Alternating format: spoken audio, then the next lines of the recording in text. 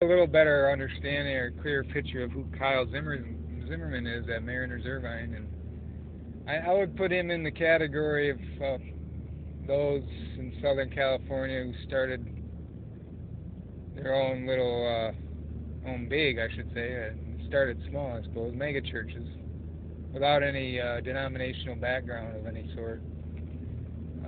He mentioned today that his dad was a car collector. Sounds like his dad was a businessman or a CEO of something.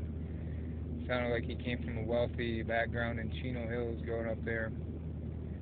And I'm not saying that's bad or wrong. I'm just saying I put him in the Greg Laurie category, Chuck Smith category.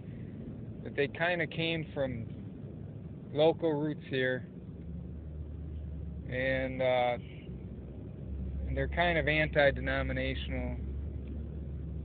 And at Calvary, of course, they're anti-Catholic, but I noticed at least once Mariners did something ecumenical with the nearby Our Lady Queen of Angels Catholic Church. So I guess I would say I think they said the Nicene Creed once too when I was there. So there may be a little bit more accepting of other denominations in Catholicism as well. But I don't know about Greg Laurie and some of the other independent mega churches, but I would say the thing that the common denominator of those types of churches are their localism. They have a localism factor, and so they probably have pretty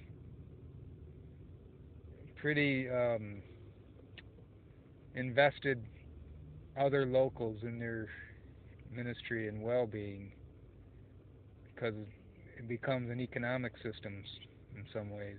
You know, you keep us going, same way businesses work. You know, we'll advertise with you, and you keep us in business. It's kind of a mutualism. And so I think probably the local church has these localist pastors have local ties and very strong individuals tied to them who will support them thick and thin. Don't cross the line to get too close and think that you're going to kind of inch your way in. They got very strong roots. And I'm afraid of that actually because, you know, they have this group called Rooted there, which might be good, I don't know, but I'm an evangelist and I want to encourage people to become more evangelical, not just become more well off financially and in the community, family ties. Those are community values and social values more than I would say evangelical Christian values. And that's what I'd like to see more of, even from the local churches, local independent churches, more of that. Enabling, empowering others to become evangelists and fulfill the Great Commission, because even if you accept Christ